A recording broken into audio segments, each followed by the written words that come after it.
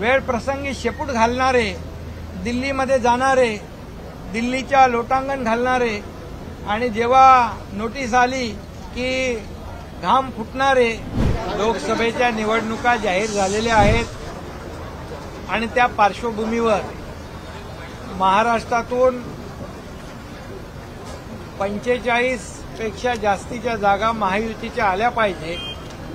यासाठी प्रत्येक मतदारसंघामध्ये शिवसैनिक, पदाधिकारी, महिला आघाडी, युवा सेना अतिशय सक्षमपणे त्यांनी काम केलं पाहिजे.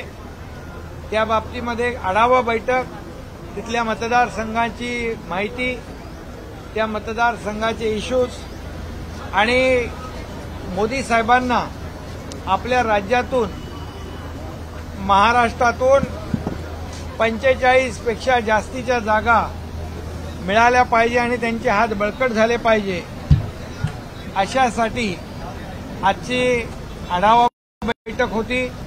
त्यामध्ये आमचे प्रत्येक मतदारसंघातले निरीक्षक असतील, त्या भागातले पदाधिकारी असतील, प्रवक्ते, नेते, जे स्टार प्रचारक, आमदार, खासदार, जिल्हा प्रमुख, तालुका प्रमुख या सगळ्यांची एक चर्चा झाली आणि या बैठकीमधून या जागा ज्या आहेत आपल्याला जिंकता कशा येतील यासाठी एक व्यूहरचना असेल आणि त्याचा आढावा असेल. यासाठी ही बैठक होती, महत्वाची बैठक होती. उद्धव ठाकरे यांनी टीका करताना पुन्हा एकदा मोदींची तुलना ही औरंगजेबाशी केलेली आहे, त्याबद्दल आपली काय प्रतिक्रिया? खरं म्हणजे हे दुर्दैव आहे.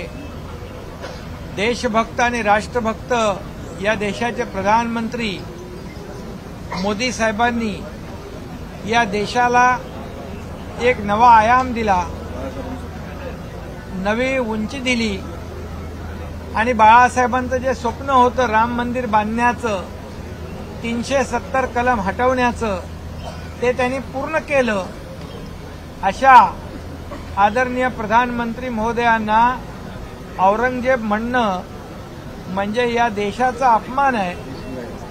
हा खरं म्हणजे प्रधानमंत्री महोदयाला औरंगजेबाची तुलना, उपमा देणं हा देशद्रोह आहे आणि खऱ्या अर्थाने यांची निंदा करावी तेवढी थोडी आहे.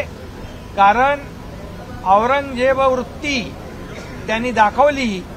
कारण आपल्याला माहीत आहे त्यांनी भावालाही सोडलं नाही, औरंगजेबाने बापालाही सोडलं नाही, नातेवाईकांनाही सोडलं नाही. तीच वृत्ती, औरंगजेबी वृत्ती यांनी दाखवली, या महाराष्ट्राला माहीत आहे आणि म्हणून त्यांच्याकडून दुसरं काय अपेक्षा करणार. परंतु याचं उत्तर या निवडणुकीमध्ये या महाराष्ट्रातली जनता मतपेटीच्या द्वारे देईल आणि मोदी साहेबांचा अपमान, त्याचं उट्ट, त्याचा सूड मतपेटीद्वारे या महाराष्ट्रातली जनता घेईल. उद्धव ठाकरे यांनी केंद्रीय गृहमंत्री अमित शहा यांच्यावरती टीका करताना म्हटलं आहे की मणिपूरमध्ये त्यांनी शेपूट घातलेला आहे, त्यावरती काय?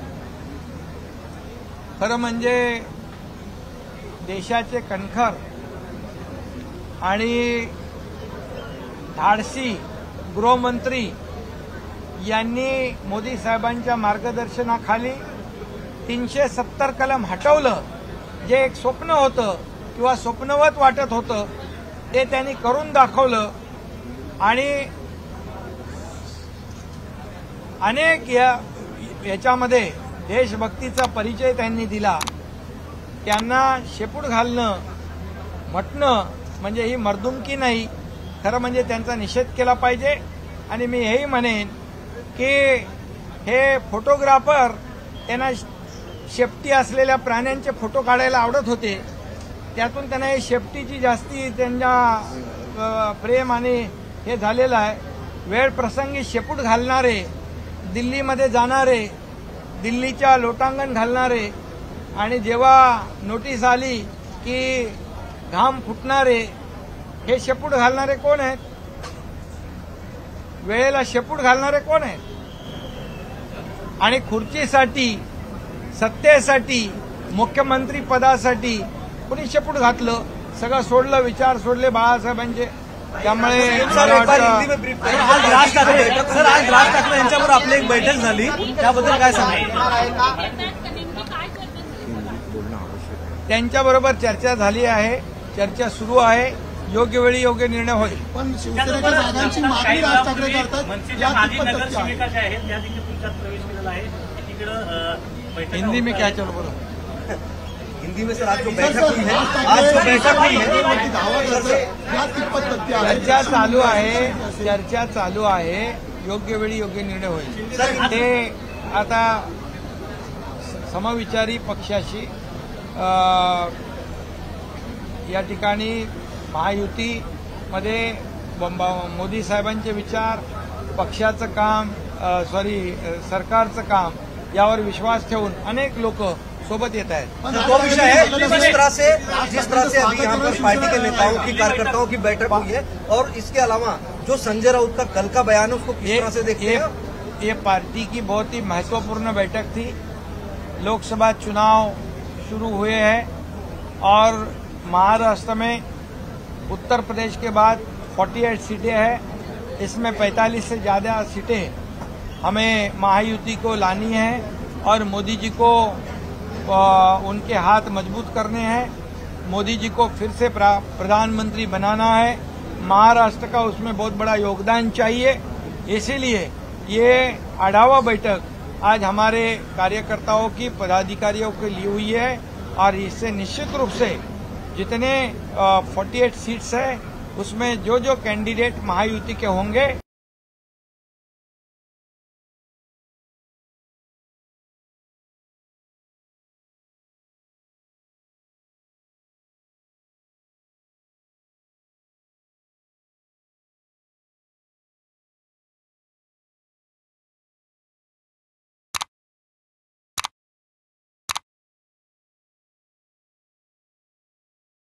औरंगजेब आदरणीय प्रधानमंत्री जी को औरंगजेब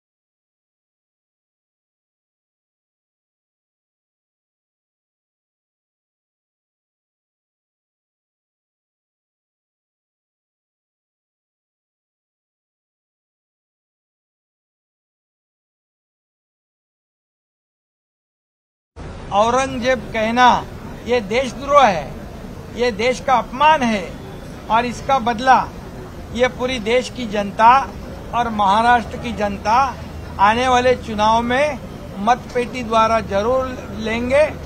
जो 370 कलम जिन्होंने हटाया, आदरणीय बाला साहब ठाकरे जी का राम मंदिर का सपना जिन्होंने पूरा किया, ऐसे आदरणीय प्रधानमंत्री जी का अपमान करना ये देशद्रोह के बराबर है. और जो ये जो कौन सा कब्र है जो नहीं ये मुंबई में याकूब मेमन की कब्र का उदात्तीकरण करना, उनको सजाना, ये कौन सा प्यार है? और सावरकर जी का अपमान करने वाले लोगों को साथ देना, ये कहा कि मर्दुमकी है. और इसलिए मैं यही कहूंगा, ये पूरे देशवासियों का अपमान है. आदरणीय मोदी जी ने देश को पूरी दुनिया में रोशन करने का काम किया है, एक नया आयाम देने का काम किया है, एक नई ऊंचाई देने का काम किया है. ये जेलसी है, ये पेट दर्द है और इसलिए इनका पेट दर्द ये जनता दूर करेगी और इनको घर पे बिठाएगी. और इसलिए मैं बहुत कड़ी शब्दों में उनकी निंदा करता हूँ जिन्होंने मोदी जी को औरंगजेब की उपमा दी है. सर एक सवाल और राज ठाकरे को लेकर, सर एक सवाल और, राज ठाकरे को यूपी में आने को लेकर चर्चा कहाँ तक दूसरा वो जो सर मणिपुर का एक सवाल आपने उठाया है, वो गृह मंत्री जी के बारे में वो क्या कहा है? शेपूट मराठीमध्ये म्हटलं की शेपूट घातला आहे. अभी पूछ कौन किधर डालता है ये तो जनता जानती है. जो फोटोग्राफी करते हैं ये पूछ वाले जानवरों की, उससे बहुत लगाव है उनको. और मैं तो कहूंगा एक डैशिंग एक गृह मंत्री इस देश को मिला है और 370 कलम हटाने का काम मोदी जी के मार्गदर्शन में उन्होंने किया है. और इसीलिए ये जब इनको ऊपर जब कुछ आता है, संकट आता है, आपत्ति आती है, तब भाग के जाते हैं, तब कुछ कौन डालता है? ये देखो इसलिए मुझे ज्यादा उस पर कुछ कहना नहीं है।